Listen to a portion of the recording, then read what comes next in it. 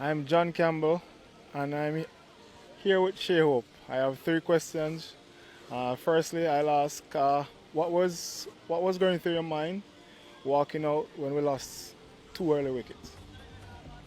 First of all, I want to make sure it's only three questions. I've only made no problem. Uh, let's not happen again.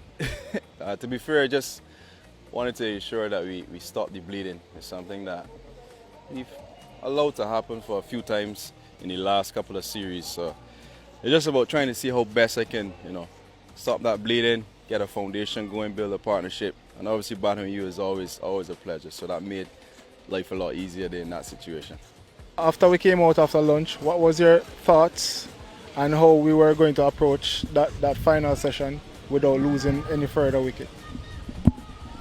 It was pretty similar. I thought that we set a nice foundation. Principles that we started with, I didn't think we needed to change that too much. It was a pretty flat surface, tough to, I would say, blast a batter out, but there was still some rough either side.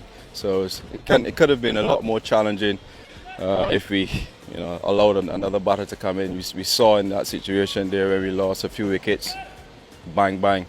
But yeah, the aim continued the same processes that we had initially and tried to keep that as deep as possible, especially in that situation there when we were on top. We had to keep that momentum, try to go in as deep as possible, and we also put ourselves in a position that we could even win the game. So if we didn't get out at that stage that we did, if we got on to, let's say, 150 plus, maybe even two double hundreds, we could have be fighting for a winning chance with this game as well. So I would say just to continue the same processes that we went in at the beginning of our innings. Lastly, this might be a two-part question, but having been so prolific in the white ball farm, but haven't scored a test century in a number of years, how does it feel and what does it mean for you? It's a good feeling. I'm one who always speaks about contributing to the team's success. And if that means scoring 50s every game, scoring 30s every game, whatever it requires me to do as an individual. But obviously it's a great feeling. Any batter wants to go out there and score big runs for whichever team they're playing for, in whichever format they're playing in. But for me, the 8 years, I haven't played for quite some years, so we should probably cut down that 8 into maybe like a 3 or 4. But yeah, it's a good feeling, and unfortunate that it didn't lead us to win this time around. But still some confidence that I can gain from this particular game, and hopefully going into the next series, you can continue being more prolific as an individual and then obviously as a team as well. Nice and simple, John. It's your first time here in India playing cricket at this level. How's it feeling like getting your first century? This means a lot for me. Having been out of cricket for 2+ years and coming back in regional cricket and having some sort of success, the gap between regional cricket and international cricket, there is a wide gap. But having a taste at international cricket, the last series against Australia, it was like a build-up for me.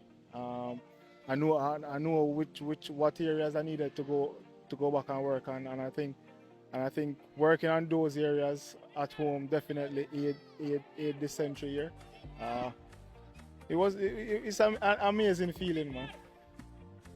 Right, so you spoke about that preparation. So what was the preparation like? What are some of the things that you focus on?